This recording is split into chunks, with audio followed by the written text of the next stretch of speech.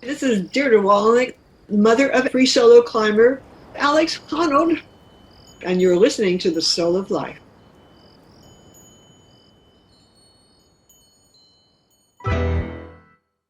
I don't think anybody who's truly funny had all of their needs met as children. Today I speak with comedian Paul Gilmartin, former host of Dinner and a Movie on TBS. My dream of being on television was coming true, but there were all these details around it that were causing me stress. And then you throw in a neurotic, self-obsessed, untreated alcoholic. After leaving stand-up and television, Gilmartin started the Mental Illness Happy Hour, a podcast that puts the world of living with mental illness into sharp focus and gets a laugh. Can we swear on this? I am not a therapist. You've been forewarned. But I feel like I do have some input that's valid. I've been in support groups for 17, 18 years. I've been in therapy for on and off for 30. You're probably saying, well, you haven't gotten any better. Why should I continue listening? I have gotten better. How dare you? How fucking dare you come at me in the first 5 minutes of my podcast? All right, let's jump into some surveys. Gilmartin came up on the comedy scene in Chicago at Second City with people like Bob Odenkirk of Breaking Bad and Better Call Saul. Paul shares the story of his unusual first encounter with Chris Farley. And I was like, who is this guy? And a year later, he was on the main stage of Second City. And a year after that, he was on Saturday Night Live. His own recovery from alcoholism and depression led Paul to want to create a stage where he could do comedy, but go to the depths of life and its suffering, and to let people dealing with trauma, substance abuse, and grief know they're not alone. There wasn't any real talk that had off-color jokes to talk about the things that other people might go, nah, that's too depressing. We can't air that. We talk about being creative while sober and with a healthier mind. It felt like, oh, I've gotten out of the way. The gift was having to ask for help. And then I found a new way of looking at the world and relating to people. Paul is also open about his childhood experience of covert sexual abuse by his mother. She created a sexualized environment, and I would years later come to know that your body and your soul can experience two completely different things at the same time. And my body was reacting, but I blamed myself. A lot of mothers are able to get away with sexual abuse, covert or overt, because they have access to their children's bodies, and we don't think of women as predatory. After sitting with Paul for 2 minutes, you realize you could share anything with this guy. He's not afraid to talk about any topic on the Mental Illness Happy Hour, and his many fans credit his persistence at bringing out vulnerability in his guests and in himself for their own recovery successes. Welcome to The Soul of Life. I'm Keith Miller, and this is the final episode of Season 2, Episode 20, comedian Paul Gilmartin's Mental Illness Happy Hour. I'm not a therapist. It's not a doctor's office. It's more like a waiting room that doesn't suck.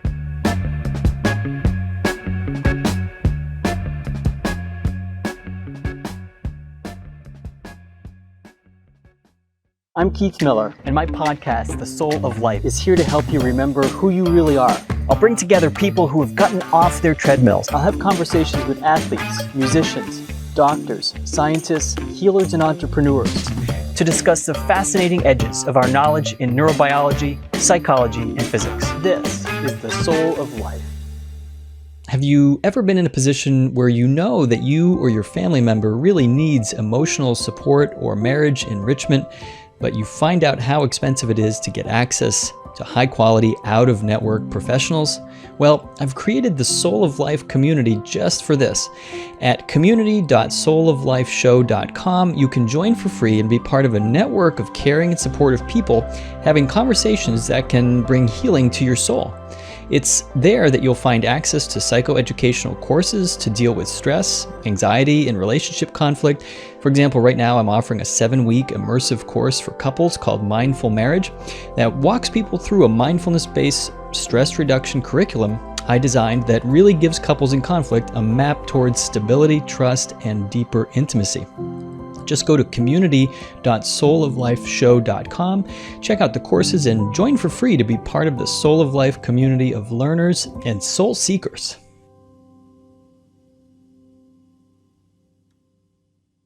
Paul Gilmartin was an actor and stand-up comedian in Chicago before he became a longtime co-host of TBS's Dinner and a Movie from 1995 to 2011. As a stand-up, he's appeared on Comedy Central and numerous other shows. He's been a frequent guest of The Jimmy Dore Show, performing political satire as right-wing Congressman Richard Martin.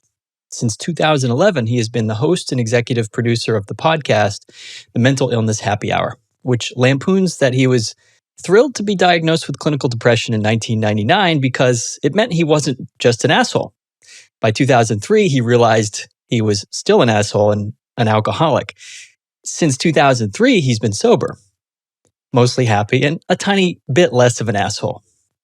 Paul's website, mentalpod.com, and the Mental Illness Happy Hour guests that he speaks with serve an invaluable role for candidly pulling back the curtain on what emotional struggles look like for other people. And I think he does so with humor and rawness that many of his listeners credit for saving their lives and from the grips of substance abuse, mental illness, or suicide. Paul, I'm really thrilled to have you here. How are you? I'm good, Keith. Thank you for that introduction. Yeah. I think I can only disappoint from here. Hey, that's fine. Let's just do it. Let's just disappoint. Let's talk about disclaimers for a second. I'm not sure how you feel about disclaimers.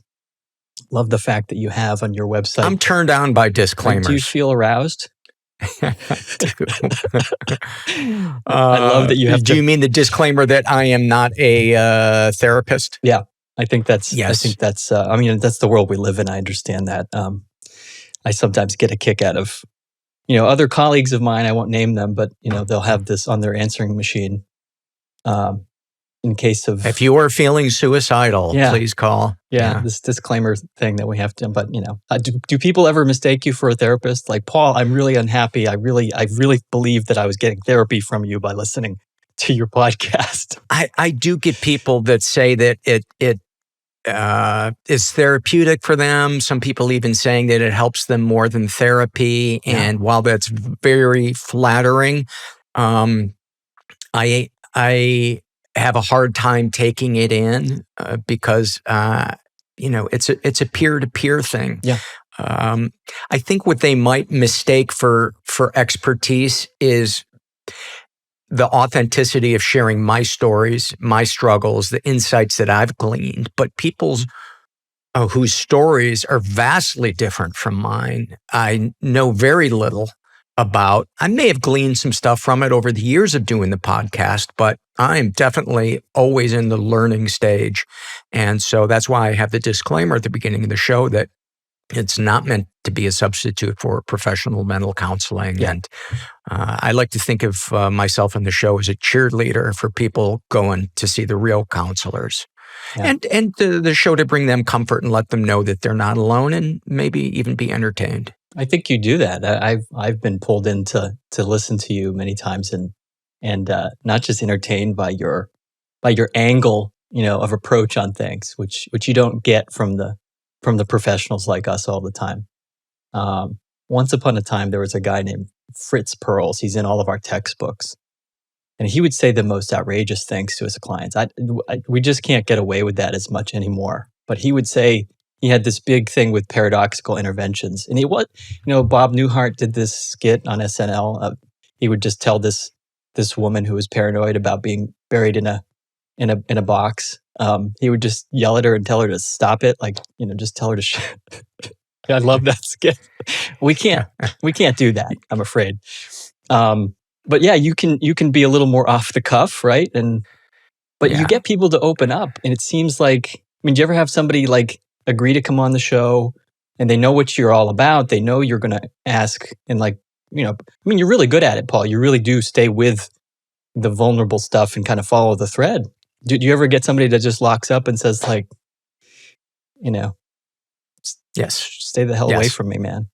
Not quite that overt, but I have had people, keep their stiff arm out at me and instead really just kind of vent anger, which to me is not a substitute for vulnerability. I think it's fine to have combined with vulnerability, but I think the show works best when there's a vulnerability and there's a bit of a surrender to whatever it is that we're struggling with. Because that's, as you know, as a therapist, that's the currency that helps us heal, is to, say I'm hurting or I'm confused or I don't know. Right. And when somebody comes on and they feel like they have it all sorted out and it's everybody else's fault, while other people may legitimately be to blame for pain that they've experienced, it's not the full picture. Yeah. Well, it's amazing that you do it. We get paid to do it, and you're volunteering. Well, I assume you make some money from your podcast. It's very successful. But you're volunteering to do it. This is the shtick you took on. I don't even know if that's the right word to call it. Can you walk me through that time period in your life, starting Mental Illness Happy Hour? What was going on for you that led to doing a podcast like this that focuses on serious things like mental health, recovery, sexual trauma? You're very candid about sexual trauma in your own life, ups and downs of being in therapy. It was 2011, and I'd had some friends and my then wife, saying, you should really do a podcast. And I would think to myself, it might be fun, but what would I talk about? My friend Jimmy Pardo, who got into podcasting very early on in 2006, has had a comedy podcast called Never Not Funny, which is a great podcast. And it's authentic and funny. And I thought, I can't compete with that. Why am I going to start a comedy podcast? But I had in the back of my mind that podcasting might be an interesting medium. And I was still hosting dinner and a movie at that time. I didn't know that it would be the last year that we would be doing it, but I had gone off my meds in late 2010, and the depression and suicidal thoughts snuck back in after about 4 months of being off them, 4 or 5 months. And it surprised me because after 2 months of feeling fine, I thought, I'm out of the woods. I really don't need meds anymore. And when I finally did realize that it was the depression, I thought, God, somebody needs to talk about this and just the complexity of mental illness and the shame and the confusion.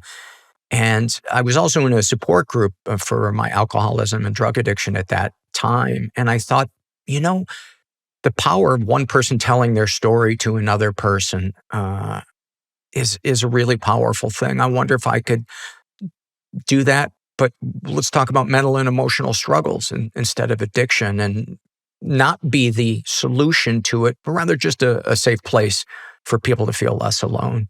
And I didn't know if people would listen. And pretty early on, we started getting written up by the Onion AV Club. And that helped, I think, get the ball rolling and getting some listeners. And by, maybe 2013, I started soliciting for contributions, and a little bit of advertising started trickling in, and I was able to transition and, make my living from it. And that kind of brings me where I am. Wow. Today.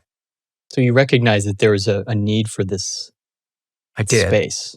I did. I never imagined that I would make my living doing it, but, I think it's an example of when we do what feels right, and maybe altruistic even. I don't want to sound like I'm patting myself on the back, but it was an altruistic endeavor, and I thought would be creatively interesting. It's not like it was all for the people who might listen, but that was a portion of it. Was I thought it was needed. I felt like there was a void, like there wasn't any real talk that had off-color jokes or anything goes. Anything goes and is uncensored to talk about the things that other people might go, nah, that's too depressing. We can't air that.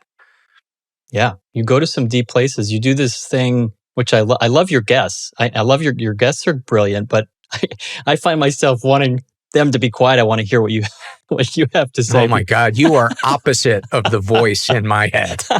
Well, you're welcome. I mean, hey, I'm here to I'm here to support also. I mean, no, but that's the truth, Paul. I like your introduction, and you have this thing, what do you call it? But you're reading surveys. You do surveys on your Yeah. website. You get people to write in about what they're going through.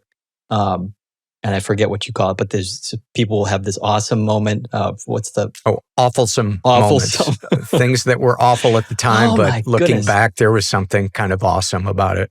I just heard the last one you did about this kid or guy who wrote in about being able to discover his dad attempting suicide in the garage because he had snuck out and was joyriding and with some kid's car, and it's you're not laughing, but there's discomfort in hearing this story, and so you bring that right out front. What are some other things? What are some things people have said that you've read about that they've revealed that just took your breath away? Have there been any that stand out? Oh, yeah. Oh, my God. Hundreds and hundreds of hilarious, sad, poignant, really life kind of crammed into a paragraph or two. Yeah. One of my favorite awfulsome moments. Can we swear on this? Go ahead. Fuck yeah. This young woman, was in the psych ward, and there was an old guy, cranky old guy, named Ezra. And the nurse brought around this thing of pudding. And she said, Ezra, would you like some vanilla pudding? And he said, you fucking bitch. I told you I don't like pudding. Get the fuck out of my face. And she was like, Ezra, do you want to think again about it? Wouldn't you like some vanilla pudding? Listen, bitch, if I wanted vanilla pudding, I'd fucking ask for it. She leaves. She comes back. She has a big thing of pudding. She says, Ezra, would you? God damn it, I told you I don't want any of your fucking By God, is that butterscotch? And he takes the thing and he starts drinking the pudding. And the nurse leaves chuckling. And this young woman turns to Ezra and says, why do you talk to her like that? And he says, if I don't get the butterscotch. Can't make that up. You cannot make that up. Can't make that up. So you did stand-up comedy starting in 1987 in Chicago? Mm-hmm. Yep. You're in LA now. Right. Who were some of the people you came up with? I mean, I imagine, like you said, you didn't expect yourself doing a podcast on mental illness.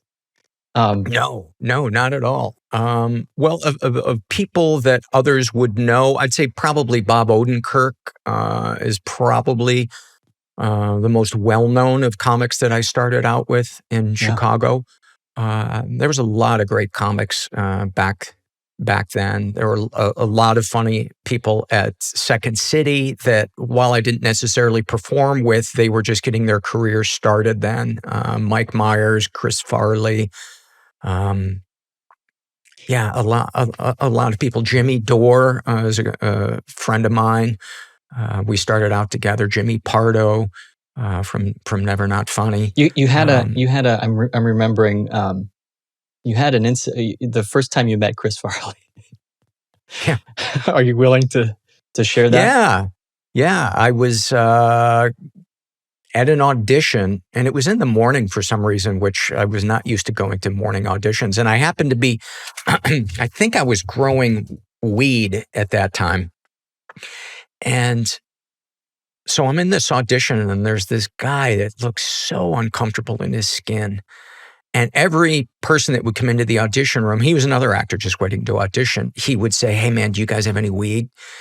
And I said to him, finally, I actually do have some in my car if you want. I said, it's too early in the morning for me to smoke, but if you'd like, I can roll you a joint when we're done auditioning. And he said, oh my God, that would be amazing. So we go into my car, roll a joint, he takes a hit off it, and he just, it's like he had just surfaced, from almost drowning. And he was so relaxed. And I was like, who is this guy? And a year later, he was on the main stage of Second City. And a year after that, he was on Saturday Night Live. Off he went. And I was like, oh my God. I had such a glimpse into his demons in that moment. And he was such a sweet guy. Yeah. Such a sweet guy. Yeah. A tragedy. And that's one of the things I wanted to talk to you about as well. I mean, you've witnessed, I've talked to musicians on this show, and I asked them the same question because musicians, I dug up this little piece of research. It struck me as a little odd, but I was looking for like, what are the professions we're in that are the most at risk for substance abuse? Right next to mineral extraction at the very top. So is that really the top? Dudes that are digging holes in the ground. Number one, mineral extraction. Really? Miners. Number one at risk for substance abuse. Number two is musicians and service professionals. So entertainers. So it's like, the miners are digging a hole to nowhere, and you guys who are out on stage every day trying to make people laugh. I can only imagine. We're digging the philosophical hole. Yeah, right. Somebody's got to do it. Get up there on that stage, kid. Put the shovel in your hand. Oh, that's interesting. I'm not surprised at all by the entertainers being at the top of the list. But the mineral extraction, that's such a specific one. Yeah, I don't know too many people that go around saying that they're mineral extractors. I think that's an academic term. Miners, yeah. I mean, is it possible to be productive in LA? Let's leave LA out of this. Is it possible to be productive as an entertainer, as a comic, clean without abusing drugs and alcohol? Oh, absolutely. In fact, I think it's even better because you're more willing to take risks, I think. I think if it's accompanied by some type of support network for that sobriety, where you're going in and you're facing the demons that you had been running from, you're finding out what your weaknesses are, but also what your strengths are. And there's maybe I'll just speak for myself, but I know this is the experience of a lot of other people. There's a renewed feeling of being a part of the universe rather than a mistake or somebody that the universe or God is just tolerating, a feeling that, wow, I might have a purpose that is bigger than I can see. And that sense of confidence and of a larger plan gives you a different vibe. The anger will always be there, always be able to get in touch with. So that's not a problem. But then you have this wider palette of things, being silly comes easier. But, an example of this is before I was sober in the early to mid 90s, my dad attempted suicide. And I remember the day after I went to get a haircut and I had my notebook with me, and it was between Thanksgiving and Christmas.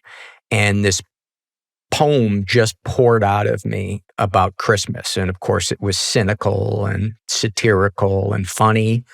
And it became a big part of my act. And I remember I finished it by the time I left the barber shop.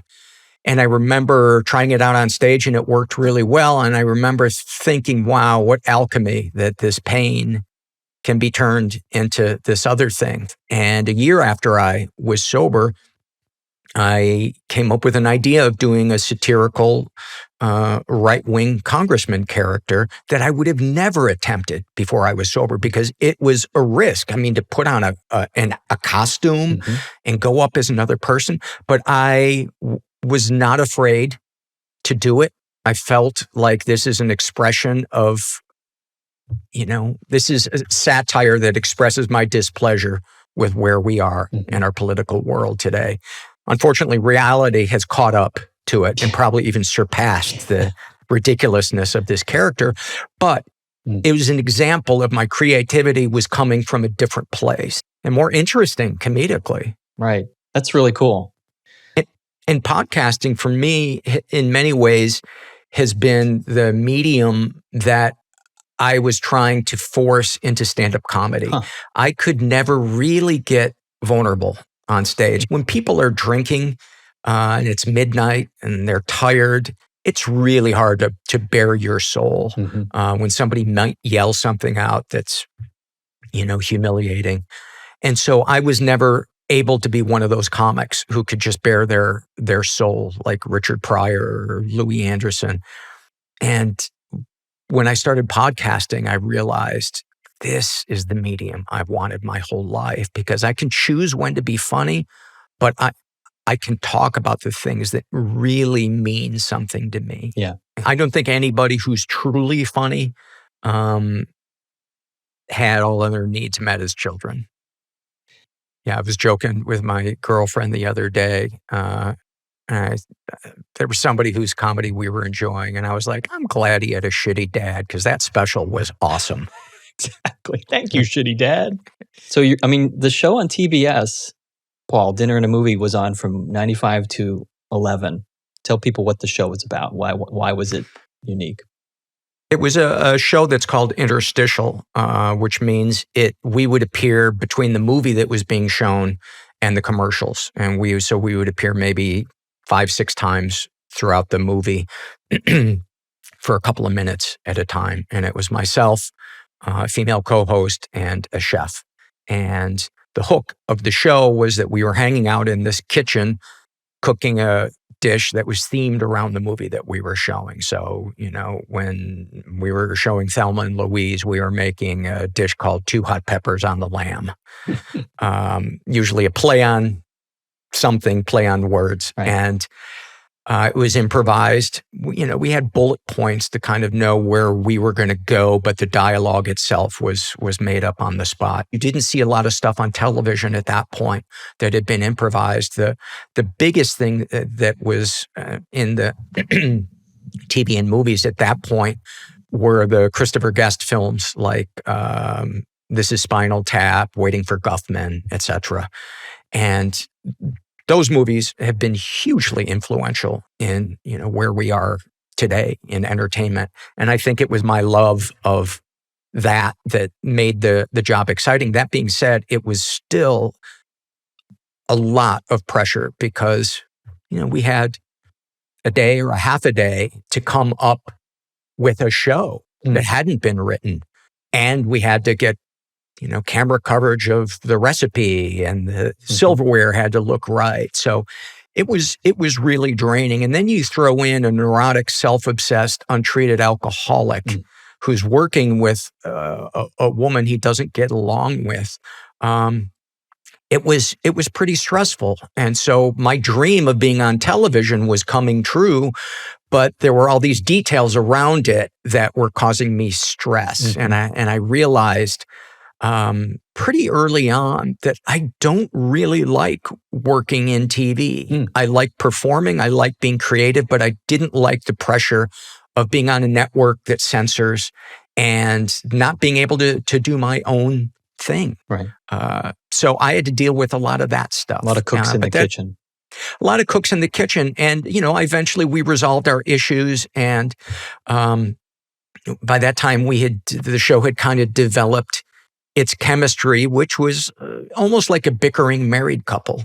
And it gave us something to work with. And it gave the show its flavor that I think people enjoyed, because up until that point, a lot of shows that were hosted was that fake niceness, that fake smile. And I think something people never get tired of is authenticity. I was going to say, it seems like it was the beginning of, I've tried to place this for our kids, right? Who, like, this is, I want to say before Netflix, or if Netflix was around, you're ordering it in the mail, right? And it's coming to you. And so the idea of what's on TV tonight was important. It's a little more of a reality type show and there wasn't a lot really reality TV at that time either. It was before the internet became popular. Yeah. The internet really kind of exploded in, 96 maybe, about when Al Gore invented it. That's right. Exactly. Yes, it did. But a unique show, and you're saying it was, it sounds like it was a struggle for you. But did you go into treatment during? I did, about halfway through the run, 2003. I just emotionally bottomed out. And it's funny, I didn't drink during the day. I never had a DUI. But inside me, I was hitting a bottom. Yeah. Sad, depressed, angry, hopeless.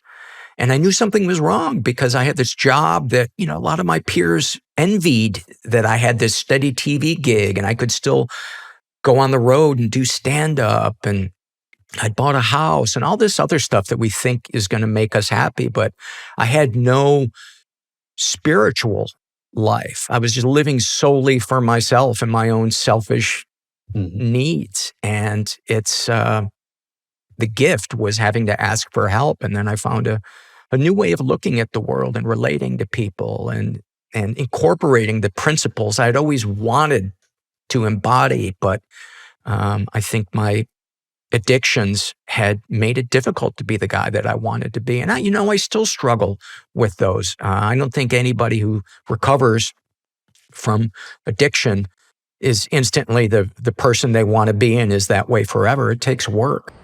Please take the time now to subscribe to The Soul of Life wherever you're listening. Give it a thumbs up or write a positive review. It's not magic. No, it's not magic. Well, let's talk about, sobriety is a big part of your story, recovery, and you talk about it a lot. One of the hardest things that we deal with is somebody coming in or someone being shoved into our office. You can see the spouse outside the door just shoving them. The claw marks in the hallway. Yeah. Here, you take them now. Because he's drinking too much. She's drinking too much. Using pills. The hardest conversation is when somebody's not even at that stage. We call it pre-contemplation stage. And it's a stage. It's on the map, so we know about it. It's a stage, but it means that somebody's not interested. They think other people have the problem. I can handle my drinking. If somebody else was drinking this amount, they'd be dead. Right. But I can handle it. Sure. How do you respond? What's your response? What's your recipe? Or what have you cooked up over these years as far as responding to people who are just in this massive denial that they're abusing? The light bulb has to turn on in their head. I can't turn it on for them. I can let them know that I'm here should they decide that they want help. I can set a boundary and say, I love you, but I can't be around you when you're drinking or when you're not taking your meds and you're not in touch with reality. You're talking about boundaries, really, right? You're talking about knowing where you end and where somebody else begins. Yeah, right. And it's hard if you grew up in a family without boundaries. Right. Tell me about that. I can't imagine it was on your list of things to do to talk about incest in public. Not many people are able to do it, Paul. And I really want to applaud you for the courage that it takes to talk about your own personal surviving of sexual abuse. Well, thank you. And, there's a voice in my head that every time I talk about it publicly says, oh, you're such a fucking drama queen. Here we go again, throwing your mom under the bus. I don't know how long that voice will be in my head, maybe till my last day on earth. But yeah, my mom was very inappropriate with me. There weren't a lot of boundaries. Well, can I speak to that voice for a second? Yes. Can I respond to please, that? Because please. I want to say, man, people need to hear this. And there are people out there listening to this who maybe have put it out of their head so far. We can do this. Like, this is what happens in our mind. We make these compartments and they put it out of their head so far. And by you having the courage to do this, you're making a connection for somebody potentially. So I really appreciate it. I appreciate you saying that, and I have experienced someone coming up to me and saying, my story is your story, and it is a beautiful moment when you see that two people in pain can sometimes be the people that can help heal each other. Yeah. But at a very young age, my mom started treating me like her therapist, at like 7 or 8, breaking down and talking about her marriage and how she wants to leave my dad and leave all of us because we're so selfish. And so at that moment, I think it was cemented in my brain that if my mom doesn't get what she wants, this family is going to fall apart. And so when she would, make fun of me or at least chide me for covering up when I was naked, I would just acquiesce, even though I felt invaded. When she would grab my butt, until I was in my 20s, and a therapist had said, "Why do you still let her do that?" And I said, "Because it makes her happy." She was like, "Well, what about you?" And so I started to set that boundary, when she would call me on the phone and say, "Hello, Mr. Gilmartin, this is Mrs. Gilmartin," and I would set that boundary, and she would act like I was being ridiculous. Yeah. But I think the really damaging ones were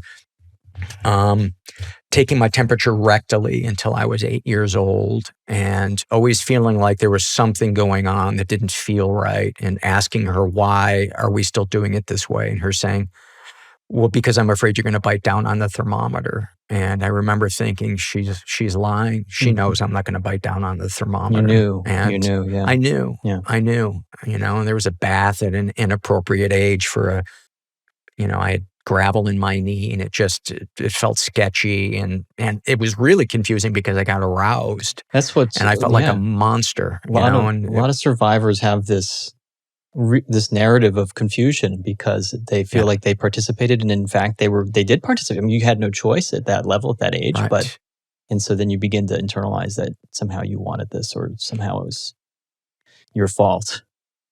Yeah. A therapist said to me, she created a sexualized environment, and I would years later come to know that your body and your soul can experience two completely different things at the same time. That's right. And my body was reacting, but I blamed myself. And, I was married for 20 plus years, 25 years. And my ex would always say to me, "You have not dealt with the way your mom talks to you, touches you, treats you."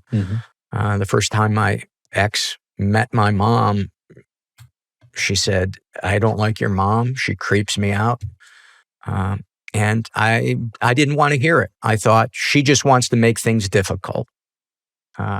It's amazing the lies survivors will tell themselves so they don't have to face the painful truth, which is that they are an object to their caregiver. Yeah. And that the kind of people they are supposed to be protecting me from is the very person they are being. Yeah, it's an impossible situation. It's an impossible situation. You have no place to turn, no place to run. You don't even know the words. You don't even know what's appropriate. It's a good point. It's a lot of it's pre-verbal, right? It's just you don't have the words. It's in the body somewhere. The body keeps the score. Yeah, it does. And so it wasn't until about 9-10 years ago that I broke down. I'd been in a support group for a couple of years. I've been sober for maybe 7 years at that point, and been in a support group for a couple of years because intimacy was such a difficult thing for me. I could not connect my heart to my dick. Yeah. It was just two separate things. And it's like you said, it had to separate. There had to be like that was a protective thing, but then it gets confusing. What's wrong with me? Right. Sex had become about control and validation. I was a womanizer. I was unfaithful. I was ashamed that I was an unfaithful husband. I still am. And those were the things that had driven me to this support group. And as I began to abstain from acting out, as people in the support group had told me would happen, memories began to surface, even if they weren't necessarily new. How I felt about them was new. And I would remember how my mom would talk to me like I was her therapist. And days later, I would be at the doctor's office, and the nurse would have me take all my clothes off, give me nothing to cover up with, and the doctor would bring in a herd of students. And my mom did nothing, said nothing. I had tears rolling down my face. Right. And we didn't even talk about it afterwards. And that memory just surfaced. it surfaced along with the other one. Yeah. And I cried and cried and cried. And I cried on the shoulder of a person in the support group after it was done. She came up to me. She could see I had a lot of emotion. She said, "Are you okay?" And I said, "No, I'm not." And I broke down and I started crying. And that was the beginning of giving weight to what had happened to me. Yeah. And not excusing my behavior in the past of womanizing and being unfaithful, but understanding it in a different context that, wow, maybe there is more at work than me just being a terrible person deep Yes. down inside, Yeah. which is another thing my mom would say to me. She would say, "You're so cute." And she'd squeeze my face and she'd say, "But you're rotten to the core." Oh boy. Yeah. Double barrel. Yeah. Wow. Double barrel. And, and my mom has a lot of things about her that are great. She can be extremely generous. She can be a great audience, love to laugh, love to be silly. And that's one of the things that I try to touch on in the podcast is that people who abuse often have a lot of positive qualities. That's and right. we can have a really mixed experience with them. Yeah, they can have a lot of strengths, a lot of things that, one of the mind-bending things about some of the work I do in the newer developments in trauma, like IFS, I'm not sure if you're familiar with internal family systems, but this, and Tim Ferriss, by the way, recently revealed his own sexual abuse as a child. And he also, so he devoted a number of episodes to this particular style of therapy, IFS, which he really credits to helping him put the pieces together. Because it's the idea that we're naturally multiple, that these parts of us that, especially our survivors, these kind of shunted off memories and stuff, that's just the way all of us work, actually. But in trauma, it gets more severe. And the takeaway, which is mind-bending, is that we can approach these parts of us with compassion, even if they appear to be monstrous. Yeah. When we approach them with compassion, our own compassion, and our own curiosity, they begin to give up their story, which is that they've suffered. Yeah. And that's the beginning of forgiveness. We can begin to. It is, and when people write to me or ask me, I'm trying to forgive this person. My pastor says I need to forgive my father or, some other abuser. I always say, fuck that. For right now, feel what it is you're feeling. Do the work on yourself. Work towards taking care of yourself. Self-love may come from that. And with self-love, it is a lot easier to feel forgiveness. Yeah. I don't believe forgiveness is something that can come intellectually or through instruction. I believe it's the byproduct of spiritual work that we do to help heal ourselves and take care of our own needs. Yeah, it's well said. Can we go from incest to hockey? Oh, I think the two go hand in hand. I was going to say, right? Isn't there there's no connection between incest. Well, you know what's funny is there is actually a connection for me. There was my league, we used to play against a women's team, and they were really good. And there was one player on there who was really dirty. And she would hack me with her stick up around my neck. She would talk shit. Some of that happens in hockey, but it was really consistent. And I think what made it different with her was the refs were really, really lenient on this team. And it wasn't just my observation. It was all the other teams that played against them. I think the refs thought, well, they can't do the bodily damage that a full-size man can do. So we're just going to call the man for, that thing that happened in the corner. Right. And I began to get very frustrated. And I could not let my anger go at this person. It was keeping me from sleeping. And I had been sober for a while at that point, and I had learned how to let things go and not take things personally, but I couldn't let this one go. And I thought, well, I can't control the way she acts. I can't control the way the refs call the game. The only thing I can control is whether I show up to play. So I stopped showing up for the games. And the team would talk shit, asking where I was, insinuating that I was a baby. One time I walked past them because they were just finishing another game before ours. And they were like, just taunting me. And I just tried working and working and working on why I was having trouble having compassion for this woman. And I was making some headway in having compassion for her. But the thing that really unlocked it was I realized she reminds me of my mom. Wow. She is playing dirty and she's getting away with it because she's a woman. A lot of mothers are able to get away with sexual abuse, covert or overt, because they have access to their children's bodies. And we don't think of women as predatory. And that was the linchpin that I was able to let the hatred and the anger go. That's amazing. I mean, it surfaced for you playing hockey. Yeah. And you worked with it. Yeah. Wow. Well, that is so cool to hear. The things that torment us actually have a message. They're carrying some message. That's something we need to deal with.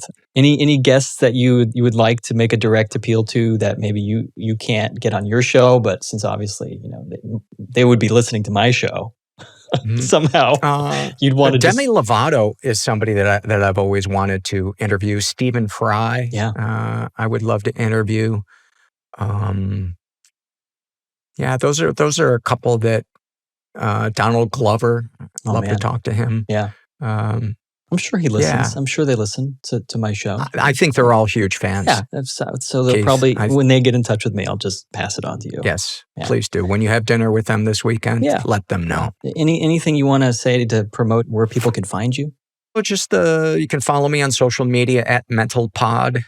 And mentalpod.com is also the website for the show. There's tons of episodes to choose from. You can fill out surveys anonymously. Those are a great service to the show. It doesn't cost you anything. I'm going to fill one out right now when we're done. Please do. Anonymously. Please do. No, that's great. I do have therapists who filled them out. I had one therapist who filled one out and said, I'm showing up drunk to my appointments and I can't stop. See? And I feel like such a hypocrite. The space you provided, she found that. It's amazing. Yeah. Did you figure out who it was? This is my therapist. So I fired her. You fired her. Hey, Paul Gilmartin, thank you so much for being with me today. Really a treat. Well, Keith, I loved talking to you. And if you ever find yourself in Los Angeles, I'd love to do a face-to-face interview. Hey, thank you. Hey, I've started a community for Soul of Life fans interested in talking about episodes or getting more information about some of my teaching on IFS, mindfulness, and relationship growth. Head on over to community.souloflifeshow to get access to this group of really cool people just like you who care about the show and want to talk about episodes or hear more, get access to courses and support each other through life. That's what this is all about. Please leave an iTunes rating for the show and subscribe now wherever you listen to get more soul in your life. I like it and it's not harsh to my eardrum. All right, I will go.